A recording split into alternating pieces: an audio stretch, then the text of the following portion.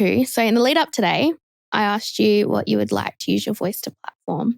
And I'm going to read back something that you wrote to me.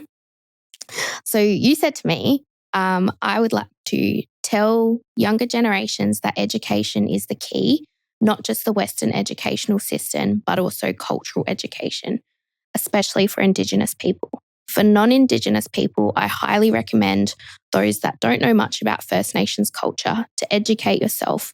A lot of people are quick to jump to the negative rather than the positive due to media coverage.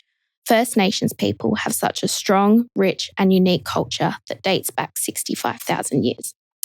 So the reason I'm reading your answer back to you is that after reading it to my fiancé, whose family are Ngarrindjeri peoples, whose land is around the Lower Murray and the Coorong, he was really struck by what you said because his view is that the uniqueness of the Indigenous culture is so overlooked and so misunderstood. And he wishes that more people took the time to learn about how truly special the connection that the Indigenous people have with the land is, in the sense that, in his view, everything is one. He was saying that the Indigenous and First Nations people look after the land better than any in history because of that belief that if you don't look after the land, you're not looking after yourself and your family.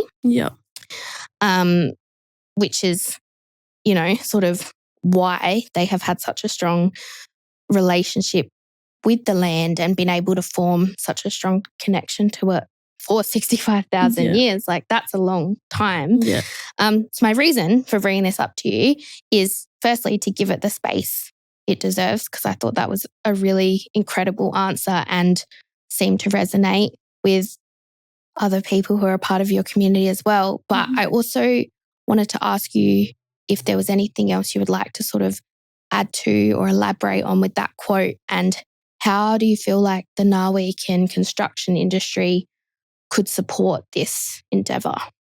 Well, this is a great way of starting this conversation, is having First Nations people have these conversations on a broader platform like social media.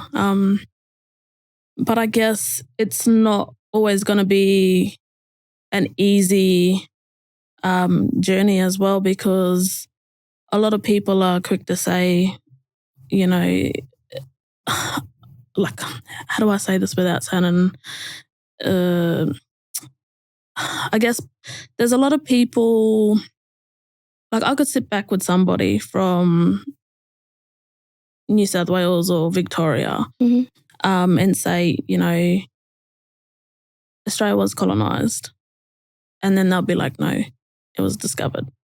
And even though, like, it's in black and white, all over the internet and in books, they've just got it in their head that, you know, Australia wasn't settled.